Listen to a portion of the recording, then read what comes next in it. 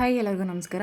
ಯಾರೇ police constable ಆಗಬೇಕು ಅಂತ ತುಂಬ ದಿನದಿಂದ ವೆಯ್ಟ್ ಮಾಡ್ತಾಯಿದ್ರಿ, ಅವ್ರಿಗೆ ಗುಡ್ ನ್ಯೂಸ್ ಇದೆ. ನೋಟಿಫಿಕೇಷನ್ ಸ್ಟಾರ್ಟ್ ಆಗಿದೆ ಆಲ್ರೆಡಿ. ಎಲ್ಲರೂ ನೋಟಿಫಿಕೇಷನ್ನ ನೋಡಿದ್ದೀರಾ ಅನ್ಕೋತೀನಿ. 3,395 ಪೋಸ್ಟ್, ಆಲ್ಮೋಸ್ಟ್ ಹತ್ತಿರ 3,500 ಹತ್ತಿರ ಪೋಸ್ಟ್ನ ಕಾಲ್ ಮಾಡಿದ್ದಾರೆ. ನೇರ ನೇಮಕಾತಿ ಮೂಲಕ ಮಾಡ್ಕೋತೀವಿ ಅಂತ ಹೇಳಿದ್ದಾರೆ. ಪುರುಷರು ಮತ್ತು ಮಹಿಳೆಯರು ಮತ್ತು ಫ್ರೆಶರ್ಸು ಕೂಡ ನೀವು ಅಪ್ಲೈ ಮಾಡ್ಬೋದು. ಇದಕ್ಕೆ ಏಜ್ ಲಿಮಿಟು ಮತ್ತು ಸ್ಯಾಲ್ರಿ ಎಷ್ಟಿರುತ್ತೆ, ಫಸ್ಟ್ ರಿಟರ್ನ್ ಎಕ್ಸಾಮ್ ಇರುತ್ತೆ, ಡಾಕ್ಯುಮೆಂಟ್ ವೆರಿಫಿಕೇಷನ್ಸ್ ಇರುತ್ತೆ. ಎಲ್ಲಾನು ಈ ವಿಡಿಯೋದಲ್ಲಿ ಕಂಪ್ಲೀಟ್ ಇನ್ಫಾರ್ಮೇಷನ್ಸ್ ಕೊಡ್ತೀನಿ. ಈ ವಿಡಿಯೋನ ಸ್ಕಿಪ್ ಮಾಡಬೇಕು, ಕೊನೆವರೆಗೂ ನೋಡಿ. ಹಾಗೆ ನನ್ನ ಚಾನಲ್ಗೆ ಯಾರು ಸಬ್ಸ್ಕ್ರೈಬ್ ಮಾಡ್ಕೊಂಡಿದ್ರೆ ಸಬ್ಸ್ಕ್ರೈಬ್ ಮಾಡ್ಕೊಂಡು ವಿಡಿಯೋ ನೋಡಿ. ಕರ್ನಾಟಕ ರಾಜ್ಯ ಪೊಲೀಸ್ ಇಲಾಖೆಯಲ್ಲಿ ನೇರ ನೇಮಕಾತಿ ಮೂಲಕ 3,395 ಸಿವಿಲ್ ಕಾನ್ಸ್ಟೇಬಲ್ಗಳಿಗೆ ನೇಮಕಾತಿ ಮಾಡ್ಕೋತೀವಿ ಅಂತ ಅಧಿಕೃತವಾಗಿ ನೋಟಿಫಿಕೇಷನ್ ಹೊರಡಿಸಿದ್ದಾರೆ. ಹುದ್ದೆಗಳ ವಿವರಣ ನೀವು ನೋಟಿಫಿಕೇಷನಲ್ಲಿ ನೀಟಾಗಿ ನೋಡ್ಕೊಬೇಕು. ನಾನು ವಿಡಿಯೋದಲ್ಲಿ ಜಾಸ್ತಿ ಲೆಂತಿಯಾಗಿ ಹೇಳೋಕ್ಕಾಗಲ್ಲ, ನಿಮಗೂ ವಿಡಿಯೋ ನೋಡೋಕ್ಕೆ ಬೇಜಾರಾಗ್ಬಿಡುತ್ತೆ.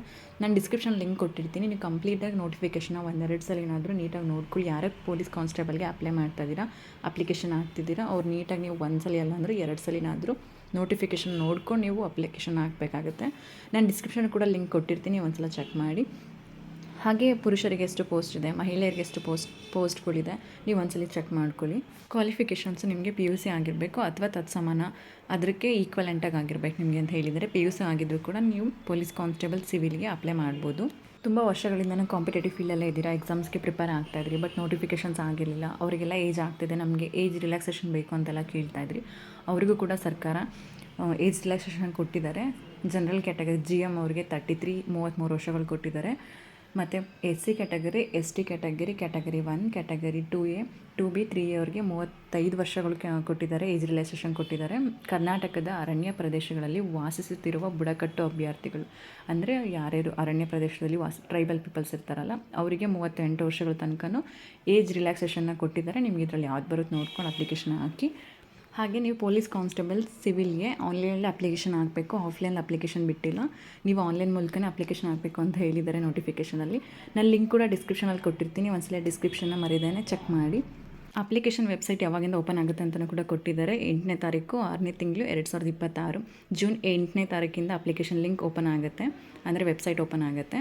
ಮತ್ತು ಲಾಸ್ಟ್ ಡೇಟ್ ಯಾವಾಗ ಅಂತಲೂ ಕೊಟ್ಟಿದ್ದಾರೆ, 3ನೇ ತಾರೀಕು 7ನೇ ತಿಂಗಳು 2026, ಜುಲೈ ಕೊಟ್ಟಿದ್ದಾರೆ. ಮತ್ತು ಫೀಸ್ ಪೇಮೆಂಟ್ ಮಾಡೋದಕ್ಕೆ ಲಾಸ್ಟ್ ಡೇಟ್ ಬಂದು ನಿಮಗೆ 4ನೇ ತಾರೀಕು ಜುಲೈ ಮಂತು 2026 ಕೊಟ್ಟಿದ್ದಾರೆ. ನೀವು ಇದನ್ನ ಒಂದ್ಸಲಿ ನೋಡ್ಕೊಳ್ಳಿ. ನೀವು ಅಪ್ಲಿಕೇಶನ್ ಫಿಲ್ ಮಾಡಬೇಕು ಮುಂಚೆನೇ ಕ್ಯಾಂಡಿಡೇಟ್ಸ್ ಯಾರ್ಯಾರು ಅಪ್ಲೈ ಮಾಡ್ತಿದ್ದೀರಾ ಸಿವಿಲ್ ಕಾನ್ಸ್ಟೇಬಲ್ ಅವ್ರಿಗೆ ನೀವು ಇದನ್ನೆಲ್ಲ ನೋಡ್ಕೊಂಡು ಅಪ್ಲೈ ಮಾಡಬೇಕು ಅಂತಲೂ ಕೂಡ ಹೇಳಿದ್ದಾರೆ. ನೀವು ಒಂದ್ಸಲಿ ನೀಟಾಗಿ ನೋಟಿಫಿಕೇಷನ್ಸ್ ಎಲ್ಲ ನೋಡ್ಕೊಂಡು ಆಮೇಲೆ ಅಪ್ಲಿಕೇಶನ್ನ ಫಿಲ್ ಮಾಡಿ. ಸ್ಯಾಲ್ರಿನೂ ಅಷ್ಟೇ, ನಾನು ಆವಾಗಲೇ ಹೇಳ್ದಂಗೆ ತುಂಬ ಚೆನ್ನಾಗಿರುತ್ತೆ ಸ್ಯಾಲ್ರಿನೂ. ನೀವು ಇಲ್ಲೇ ನೋಡ್ಕೊಳ್ಳಿ, ಕೊಟ್ಟಿರ್ತಾರೆ ನೋಟಿಫಿಕೇಷನಲ್ಲಿ ಎಷ್ಟಿರುತ್ತೆ ಅಂತ. ಹಾಗೆಯೇ ಇದಕ್ಕೆ ಫೀಸ್ ಎಷ್ಟಿದೆ ಅಂತ ಕೊಟ್ಟಿದ್ದಾರೆ, ಫೀಸ್ನೂ ಕೂಡ ಇಲ್ಲ ಮೆನ್ಷನ್ ಮಾಡಿದ್ದಾರೆ. ಸಾಮಾನ್ಯ ಅರ್ಹತೆ ಮತ್ತು ಇತರೆ ಕ್ಯಾಟಗರಿ ಅವ್ರಿಗೆ, category 2A, 2B, 3A, 3B ಅವ್ರಿಗೆ 750 ರೂಪೀಸ್ ಇದೆ ಫೀಸು. ಹಾಗೆಯೇ SC ಮತ್ತು ST ಕ್ಯಾಟಗರಿ 1 ಹಾಗೂ ಮಾಜಿ ಸೈನಿಕ ಮತ್ತು ತೃತೀಯ ಲಿಂಗ ಅಭ್ಯರ್ಥಿಗಳು ಕ್ಯಾಂಡಿಡೇಟ್ಸ್ಗಳಿಗೆ 500 ರೂಪೀಸ್ ಇದೆ ಫೀಸು. ಮತ್ತು ನೀವು ಒಂದ್ಸಲ ಫೀಸ್ನ ಪೇ ಮಾಡಿದ್ರೆ ಮತ್ತೆ ರಿಟರ್ನ್ ಫೀಸ್ ಬರಲ್ಲ ಅಂತ ಹೇಳಿದ್ದಾರೆ. ನೀವು ಇದನ್ನು ಒಂದ್ಸಲ ನೋಡ್ಕೊಬೇಕು, ನೀಟಾಗಿ ನೋಡಿಕೊಂಡು ನೋಟಿಫಿಕೇಷನ್ ನೀವು ಒಂದ್ಸಲ ಇಲ್ಲ ಅಂದರೆ 2 ಸಲ ಓದ್ಕೊಂಡು ಆಮೇಲೆ ನೀವು ಅಪ್ಲಿಕೇಶನ್ ಫಿಲ್ ಮಾಡಬೇಕು. ಇಲ್ಲೇ ನೋಟಿಫಿಕೇಷನ್ ಕೂಡ ಅದೇ ಕೊಟ್ಟಿದ್ದಾರೆ. ಹಾಗೆಯೇ ಫಸ್ಟು ನಿಮಗೆ PSI ಇಲ್ಲ ಅಂದರೆ ಫಸ್ಟು ಫಿಸಿಕಲ್ ಇರುತ್ತೆ, ನೆಕ್ಸ್ಟು ರಿಟರ್ನ್ ಎಕ್ಸಾಮ್ಸ್ ಇರುತ್ತೆ. ಬಟ್ ಇಲ್ಲಿ ಹಾಗಿಲ್ಲ, ಕಾನ್ಸ್ಟೇಬಲ್ ಸಿವಿಲಲ್ಲಿ ಪೊಲೀಸ್ ಕಾನ್ಸ್ಟೇಬಲ್ ಎಕ್ಸಾಮ್ಗೆ ನೀವು ಫಸ್ಟು ರಿಟರ್ನ್ ಎಕ್ಸಾಮ್ ಇರುತ್ತೆ, ನೆಕ್ಸ್ಟು ಫಿಸಿಕಲ್ ಇರುತ್ತೆ, ಅದಾದಮೇಲೆ ಡಾಕ್ಯುಮೆಂಟ್ ವೆರಿಫಿಕೇಷನ್ಸ್ ಇರುತ್ತೆ. ಇದನ್ನು ಕೂಡ ನೋಟಿಫಿಕೇಷನಲ್ಲಿ ಕೊಟ್ಟಿದ್ದಾರೆ, ನೀವು ಒಂದ್ಸಲ ನೀಟಾಗಿ ನೋಡ್ಕೊಳ್ಳಿ. ಹಾಗೆ ನಾನು ಆವಾಗಲೇ ಹೇಳಿದೆ, ರಿಟರ್ನ್ ಎಕ್ಸಾಮ್ ಫಸ್ಟ್ ಇರುತ್ತೆ, ಅದಾದಮೇಲೆ ಫಿಸಿಕಲ್ ಇರುತ್ತೆ, ಅದಾದಮೇಲೆ ಡಾಕ್ಯುಮೆಂಟ್ ವೆರಿಫಿಕೇಷನ್ಸ್ ಇರುತ್ತೆ ಅಂತ.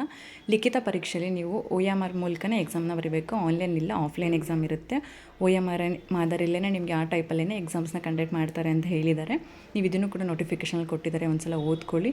ಮತ್ತು ಹಾಲ್ ಟಿಕೆಟ್ ಯಾವಾಗ ಬಿಡ್ತಾರೆ ಮತ್ತು ಯಾವಾಗೆಲ್ಲ ಎಲ್ಲನೂ ಕೂಡ A to Z ಎಲ್ಲ ನಿಮಗೆ ನೋಟಿಫಿಕೇಷನ್ ಕ್ಲಿಯರಾಗಿ ಕೊಟ್ಟಿದ್ದಾರೆ. ನೀವು ಇದನ್ನು ನೀಟಾಗಿ ಓದ್ಕೊಂಡ್ರೆ ಅರ್ಥ ಆಗುತ್ತೆ. ಹಾಗೆ ನೆಕ್ಸ್ಟು ರಿಟರ್ನ್ ಎಕ್ಸಾಮ್ ಆದಮೇಲೆ ಫಿಸಿಕಲ್ ಕ್ಲಿಯರ್ ಆದರೆ ನೆಕ್ಸ್ಟು ಫಿಸಿಕಲ್ ಸ್ಟ್ಯಾಂಡರ್ಡ್ ಟೆಸ್ಟ್ ಅಂತ ಕೊಡ್ತಾರೆ. ಇದರಲ್ಲಿ ಪುರುಷರಿಗೆ ಎಷ್ಟಿದೆ, ಮತ್ತು ಮಾಜಿ ಸೈನಿಕ ಅಭ್ಯರ್ಥಿಗಳಿಗೆ ಎಷ್ಟಿದೆ, ಮಹಿಳಾ ಕ್ಯಾಂಡಿಡೇಟ್ಸ್ಗೆ ಎಷ್ಟಿದೆ, ಇದೆಲ್ಲ ಇಲ್ಲೇ ಕೊಟ್ಟಿರ್ತಾರೆ. ಎಷ್ಟು ಹೈಟ್ ಇರಬೇಕು ಅಂತ. ಪುರುಷರಿಗೆ ಮಿನಿಮಮ್ ಅಂದರೂ 168 ಸೆಂಟಿಮೀಟರ್ ಇರಬೇಕು, ಕನಿಷ್ಠ ಎದೆ ಸುತ್ತಳತೆ, ಇದೆಲ್ಲ ನಿಮಗೆ ನೋಟಿಫಿಕೇಷನ್ ಕೊಟ್ಟಿದ್ದಾರೆ. ಎಷ್ಟಿರಬೇಕು, ವೆಯ್ಟ್ ಎಷ್ಟಿರಬೇಕು, ನಿಮ್ಮದು ಹೈ ಪವರ್ ಎಷ್ಟಿರಬೇಕು, ಇಲ್ಲೆಲ್ಲ ನೀಟಾಗಿ ಕೊಟ್ಟಿರ್ತಾರೆ. ನೋಟಿಫಿಕೇಷನ್ ನೋಡ್ಕೊಳ್ಳಿ, ಗೊತ್ತಾಗುತ್ತೆ. ಹಾಗೆ ವುಮೆನ್ ಕ್ಯಾಂಡಿಡೇಟ್ಸ್ಗೂ ಕೊಟ್ಟಿದ್ದಾರೆ. ಮಿನಿಮಮ್ ಹೈಟ್ ಎಷ್ಟಿರಬೇಕು, 157 ಸೆಂಟಿಮೀಟರ್ ಇರಬೇಕು, ವೆಯ್ಟ್ ಎಷ್ಟಿರಬೇಕು, ಮಿನಿಮಮ್ 45 kgs ಇರಬೇಕು, ಇದೆಲ್ಲ ಕೊಟ್ಟಿರ್ತಾರೆ ನೀಟಾಗಿ. ಅದಕ್ಕೆ ಹೇಳಿದ್ದು ನಾನು ವೀಡಿಯೋದಲ್ಲಿ ಎಲ್ಲನೂ ಎಕ್ಸ್ಪ್ಲೈನ್ ಮಾಡಿದ್ರೆ ತುಂಬ ವೀಡಿಯೋ ಲೆಂತಿ ಆಗಿಬಿಡುತ್ತೆ. ನೋಟಿಫಿಕೇಷನ್ ನೀವು ನೀಟಾಗಿ ಒಂದ್ಸಲಿ ನೋಡ್ಕೊಳ್ಳಿ. ನಾನು ಡಿಸ್ಕ್ರಿಪ್ಷನಲ್ಲಿ ನೋಟಿಫಿಕೇಷನ್ ಲಿಂಕ್ ಕೊಟ್ಟಿರ್ತೀನಿ, ನೀವು ಒಂದ್ಸಲ ಚೆಕ್ ಮಾಡಿ. ತುಂಬ ದಿನದಿಂದ ವೆಯ್ಟ್ ಮಾಡ್ತಾ ಇರ್ತೀರ, ತುಂಬ ಜನಕ್ಕೆ ನಾವು ಪೊಲೀಸ್ ಆಗಬೇಕು, ಪೊಲೀಸ್ ಕಾನ್ಸ್ಟೇಬಲ್ ಆಗಬೇಕು ಅಂತ. ಅವರಿಗಂತೂ ಈ ಆಪರ್ಚುನಿಟೀಸ್ನ ಮಿಸ್ ಮಾಡ್ಕೊಳ್ದೆ ಯೂಸ್ ಮಾಡ್ಕೊಳ್ಳಿ. ತುಂಬ ಇನ್ನೂ ಹಾರ್ಡ್ ವರ್ಕ್ ಹಾಕಿ ಚೆನ್ನಾಗಿ ಓದ್ಕೊಳ್ಳಿ. ಯಾಕಂದರೆ ನೋಟಿಫಿಕೇಷನ್ಸ್ ತುಂಬ 1-2 ವರ್ಷ ಆದಮೇಲೆ ಗ್ಯಾಪ್ ಆದಮೇಲೆ ನೋಟಿಫಿಕೇಷನ್ಸ್ ಮಾಡಿದ್ದಾರೆ. ಹಾಗಾಗಿ ಇದನ್ನು ಯೂಸ್ ಮಾಡ್ಕೊಳ್ಳಿ. ಯಾರಾದರೂ ಇಂಟ್ರೆಸ್ಟ್ ಆಗಿ ಇದಕ್ಕೆ ಅಂತಲೇ ಫೋಕಸ್ ಮಾಡ್ತಿರೋರು ಒಂದು ಸ್ವಲ್ಪ ಜಾಸ್ತಿ ಡೆಡಿಕೇಟ್ ಮಾಡಿ. ಹಾಗೆ ಇನ್ನೂ ಯಾರೇ ಸ್ಟಡಿ ಸ್ಟಾರ್ಟ್ ಮಾಡಬೇಕು ಅಂತ ಅಂದ್ಕೊಂಡಿದ್ದೀರಾ ಅಥವಾ ಆಲ್ರೆಡಿ ಕಾಂಪಿಟೇಟಿವ್ ಎಕ್ಸಾಮ್ಸಲ್ಲಿ ಓದ್ತಾ ಇದ್ದರೆ ಮತ್ತು ಗ್ಯಾಪ್ ಆಗಿದೆ ಅನ್ನೋರು ಬೇಗ ಸ್ಟಾರ್ಟ್ ಮಾಡಿ. ಯಾಕಂದರೆ ಬ್ಯಾಕ್ ಟು ಬ್ಯಾಕ್ ಮತ್ತೆ ನೋಟಿಫಿಕೇಷನ್ಸ್ ಮಾಡ್ತೀನಿ ಅಂತ ಹೇಳ್ತಾ ಇದ್ದಾರೆ. ನೋಟಿಫಿಕೇಷನ್ ಮಾಡಾದ್ಮೇಲೆ ಓದೋದಕ್ಕಿಂತಲೂ ಮುಂಚೆನೇ ನೀವು ಪ್ರಿಪೇರ್ ಆಗ್ತಾಯಿದ್ರೆ ನಿಮ್ಗೆ ಈಸಿ ಆಗುತ್ತೆ. ಸೊ ಯಾರ್ಯಾರ್ದು ಸ್ವಲ್ಪ ಗಿವ್ ಅಪ್ ಆಗಿದೆ ಅವ್ರು ಬೇಗ ಮತ್ತೆ ಸ್ಟಾರ್ಟ್ ಮಾಡ್ಕೊಂಡು ಚೆನ್ನಾಗಿ ಓದ್ಕೊಳ್ಳಿ.